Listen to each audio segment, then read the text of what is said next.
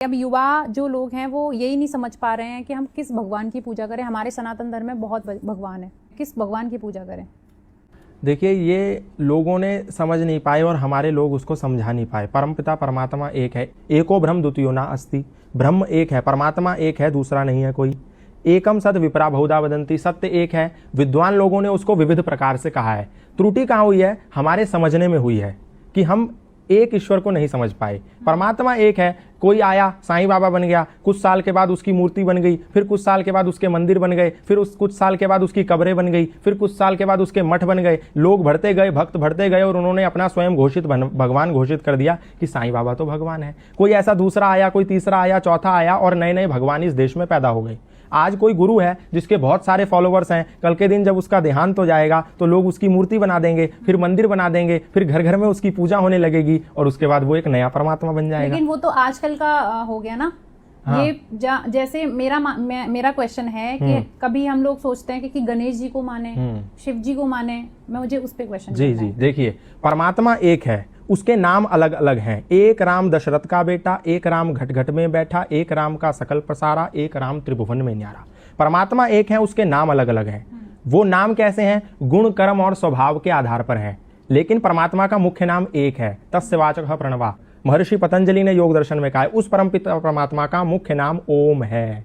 सा एषा पूर्वेषामपि गुरु कालेन अनवच्छेदात्। वो गुरुओं का भी गुरु है और उस गुरुओं के गुरु का मुख्य नाम ओम है। अब ये जो बाकी नाम आप देखते हैं, ब्रह्मा, विष्णु, शंकर, महेश, रुद्र, बृहस्पति, केतु, राहु, बुध, ये जो नाम है ये गुणवाचक नाम है। जैसे आपका एक मुख्य नाम क्या है? मोनिका, मानवी, सॉरी, आपका एक मुख्य नाम मानवी है।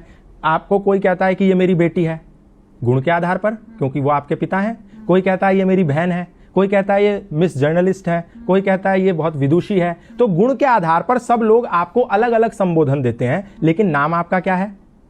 मानवी नाम है, मुख्य नाम मानवी है। ऐसे ही परमपिता परमात्मा का नाम एक मुख्य नाम ओम है। लेकिन किसी ने देखा कि ये परमपिता परमात्मा तो घट घट में व्याप्त है, तो उसने कहा वेवेष्टि व्यापनोति चराचरम जगत स विष्णु। उसने उस परमात्मा को विष्णु कहा कि जो घट घट में व्याप्त है, जो चर और अचर में रमा हुआ है, जो सर्वव्यापक है, वो परमपिता परमात्मा, उसका नाम विष्णु है। दूसरे ने देखा, बोले सारे योगी जन इसमें रमते हैं, तो उसने कहा रमन्ते योगिनः यस्मिन् स रामा। इस परमात्मा का नाम राम है। तीसरे ने कहा ये तो बृहस्पति है, बृहताम आकाशादिनाम पालयितः पतिः स्वामी स बृहस्पति। ये बृहद संसार का पालन करता है, इसलिए ये बृहस्पति है। चौथे ने कुछ और कह दिया, उसने उसको ब्रह्मा कह दिया कि ये तो सबसे बड़ा है, इसलिए ये ब्रह्मा है। फिर कोई दूसरा आया, उसने कहा ये बोध स्वरूप है, सबको बोध कराता है, यो बुध्यते बोध्यते सा बुद्धः, ये बुद्ध है।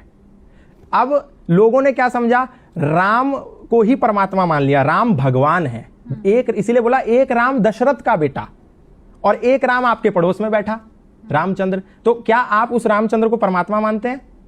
मानते हैं? जो पड़ोस में किसी का बाप पिता है, नहीं मानते। इसी प्रकार एक राम पड़ोस में बैठा और एक राम दशरथ का बेटा, वो भगवान है, और एक राम का सकल पसारा, वो परमात्मा है। राम भी तो किसी की उपासना करते हैं। शिव जो ध्यान में बैठे हैं वो क्या कर रहे हैं? उपासना कर रहे हैं। योगेश्वर भगवान श्री कृष्ण जो ध्यान में बैठे हैं क्या कर रहे हैं? उपासना कर रहे हैं। ये सब भगवान है। परमात्मा एक है मुख्य, उसके अनेक नाम हैं, 100 से अधिक नाम हैं, गुण कर्म स्वभाव के आधार पर नाम है, लेकिन हमने समझा नहीं। विष्णु जो आपको दिख रहे हैं शेषनाग पर बैठे हुए, वो भगवान है। अब आप पूछेंगे भगवान और ईश्वर में क्या अंतर होता है?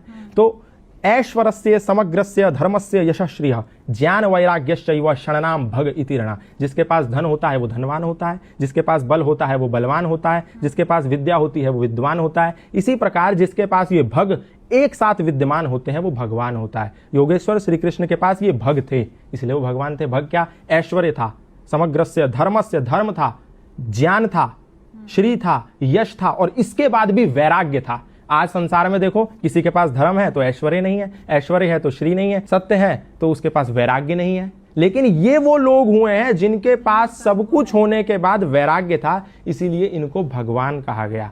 तो ये बिल्कुल ना समझें कि परमात्मा इतने सारे हैं, परमात्मा एक ही है।